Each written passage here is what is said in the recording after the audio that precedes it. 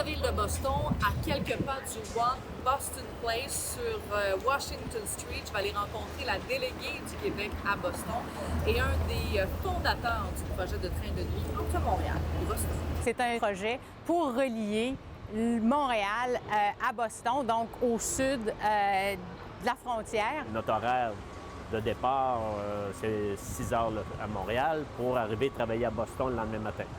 Donc, ça veut dire que tu embarques sur le train, tu soupes, tu dors sur le train, tu peux travailler avant, tu dors sur le train, tu arrives à Boston. Pour les clientèles d'affaires, fait sa journée, il reprend le train le soir, il retourne chez lui. Fait que chacun a sa chambre. Donc, le trajet serait d'une durée d'environ 14 heures et il y aurait des arrêts, notamment à Old Orchard. C'est un projet qui est intéressant à deux niveaux, celui du tourisme principalement, surtout pour nos collègues du Nord-Est, dans des villes là, comme Berlin où le tourisme hivernal est extraordinaire à cause des montagnes blanches, le tourisme d'été. Puis après ça, on se ramène aussi à Old Orchard dans le Maine. Donc, c'est un projet qui est un projet régional. Donc, un gros travail de collaboration entre la déléguée du Québec à Boston et les instigateurs, en fait, du projet de train entre Montréal et Boston. Donc, comme les rails existent déjà, il faut être capable de voir s'ils vont pouvoir utiliser ces rails-là et avoir des ententes de collaboration avec les propriétaires des rails. Donc, ce qu'on fait au bureau avec